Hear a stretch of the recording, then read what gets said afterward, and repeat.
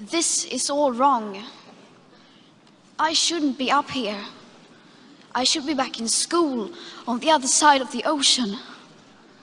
Yet you all come to us young people for hope. How dare you? You have stolen my dreams and my childhood with your empty words, and yet I'm one of the lucky ones. People are suffering. People are dying. Entire ecosystems are collapsing.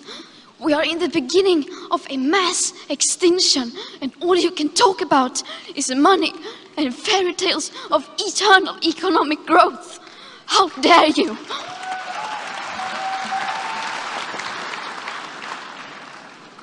So I was wondering whether you thought climate change could be an issue that could unite us all on left and right, moving us beyond debates about C16 to discussions at the UN at Katowice next month, where perhaps humanity might finally discover its global map of meaning. No.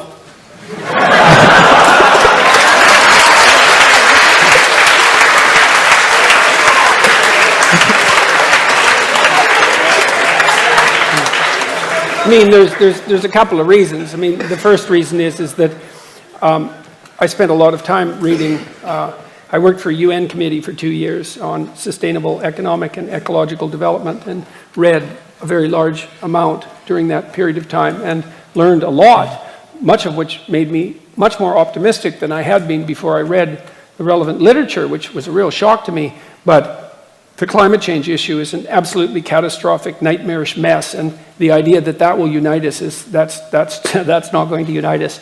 I mean, first of all, it's very difficult to separate the science from the politics, and second, even if the claims, the more radical claims, are true, we have no idea what to do about it, and so no. And besides, it's even worse than that.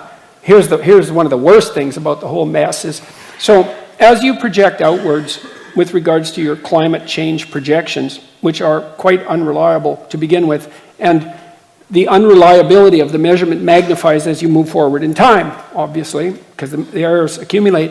And so if you go out 50 years, the error bars around the projections are already so wide that we won't be able to measure the positive or negative effects of anything we do right now.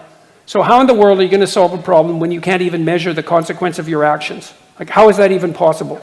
And besides that, well, what's the solution? What are we going to do? Switch to wind and solar? Well, good luck with that. Just try it and see what happens. We can't store the power. Germany tried it. They produced more carbon dioxide than they did when they started because they had to turn on their coal-fired plants again. That wasn't a very good plan. Well, we don't want nuclear. It's like, okay, what happens at night? The sun goes down. Well, isn't that something we should have taken into account? Oh, we got to flip on the coal-fired plants. Well, so it was a complete catastrophe, and all that happened was the price of electricity shot up. There's like zero utility. So that's not a solution. So what are we going to do about it?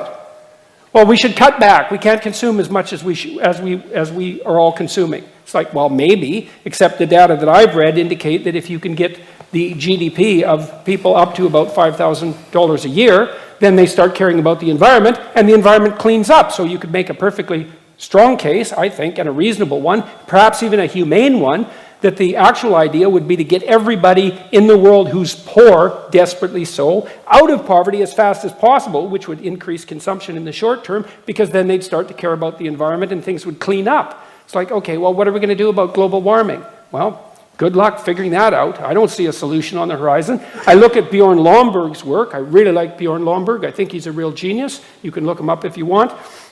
He took the UN millennial goals. There's 200 of them. That's way too many goals if you're serious about goals, by the way, because 200 goals isn't a plan. It's a wish list. You have to prioritize. I'm serious. You have to prioritize. But they won't prioritize because each of the goals has its constituents. And if you prioritize, then you irritate the constituents. But if you don't prioritize, then you can't implement the plan. So what Lomborg did was gather a teams of economists, multiple teams, some of whom were Nobel Prize-winning economists. He had them assemble teams.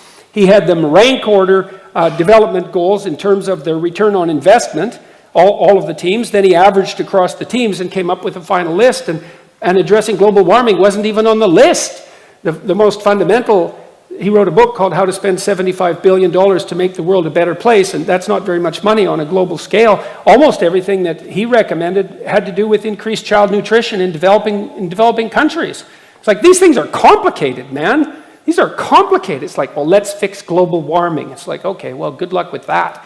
First of all, how are you going to do that? And to think that will unite us, well, certainly not uniting us so far. So, no. And it's the kind of low-resolution thinking that just gets us absolutely nowhere. I like what Thunberg did way better. I think it's way more intelligent. So, you know, maybe if you increase child nutrition enough and you produce another, I don't know, 10 million geniuses as a consequence of that, and maybe one of them will figure out what to do about global warming. Well, I'm serious about that, you know? It's not a bad thing to increase the total sum of human brain power, you know? And so we treat these things so lightly. Well, let's fix the planet. Well, we're going to concentrate on global warming. Well, why global warming? Well, because everyone thinks that's the biggest catastrophe. Well, maybe it is, but if you don't have a solution, well, and then what about all those other problems? What are you going to do about them? Well, we'll ignore them because we can feel good about, you know, being concerned about global warming. It's like, you know, one of the reasons there's more trees in the Northern Hemisphere than there were 100 years ago. No one knows that, but it's true, and by a substantial margin. You know why, in part? Because people burned coal instead of wood. It's like everyone says, well, we shouldn't burn coal. It's like, okay, fair enough. What do you want to do? Burn trees instead? Because that's what poor people would have done. It's like, coal isn't good. Well, it's better than burning wood. So these things are complicated. So they're unbelievably complicated. And so, no, it's not going to unite us. And we're not going to do a damn thing about it either. So it doesn't really matter. So, well, what are we going to do? You're going to stop, like, having heat? You're going to stop having electricity? You're going to stop driving your cars? You're going to stop taking trains? It's like, you're going to stop using your iPhones? You're not going to do any of that. And no wonder. So, no. Thank you for that.